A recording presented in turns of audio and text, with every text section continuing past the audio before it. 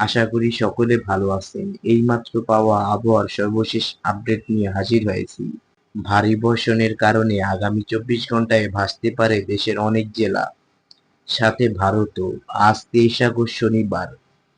মৌসুমী বায়ু সক্রিয় থাকায় এবং একটি লঘুচাপ সৃষ্টির কারণে সারা দেশে বৃষ্টির পরিমাণ বাড়তে পারে। আগামী ২৪ ঘন্টায় দেশের দক্ষিণাঞ্চল এবং উত্তরাঞ্চলের বিভাগগুলোতে মাঝারি থেকে ভারী বর্ষণ হতে পারে। আজ রাত ৭টা থেকে ১২টা পর্যন্ত বাংলাদেশের আকাশ মেঘাচ্ছন্ন থাকবে এবং রাতের এই সময়ে দেশের অধিকাংশ বিভাগেই বৃষ্টির সম্ভাবনা রয়েছে।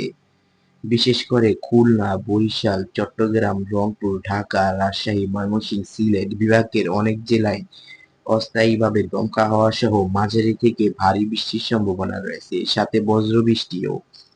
মূলত দেশের প্রায় সকল স্থানেই বৃষ্টি হতে পারে, তাই এত জেলার নাম বলা যাচ্ছে না। তবে উপরে উল্লেখিত সকল বিভাগেই শতভাগ বৃষ্টির সম্ভাবনা রয়েছে।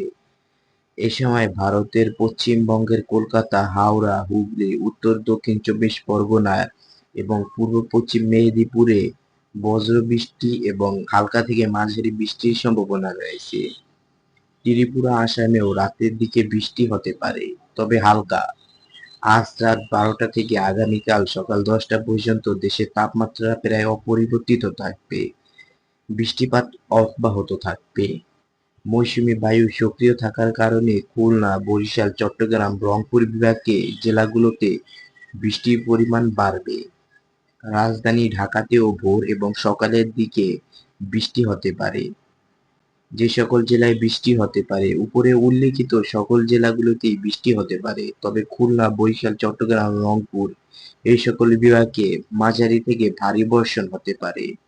এই সময় ভারতের পশ্চিমবঙ্গের দক্ষিণবঙ্গের জেলাগুলো এবং উত্তরবঙ্গের মালদা, দক্ষিণবঙ্গের ত্রিপুরা এই সকল স্থানে হালকা থেকে মাঝারি বৃষ্টি হতে পারে।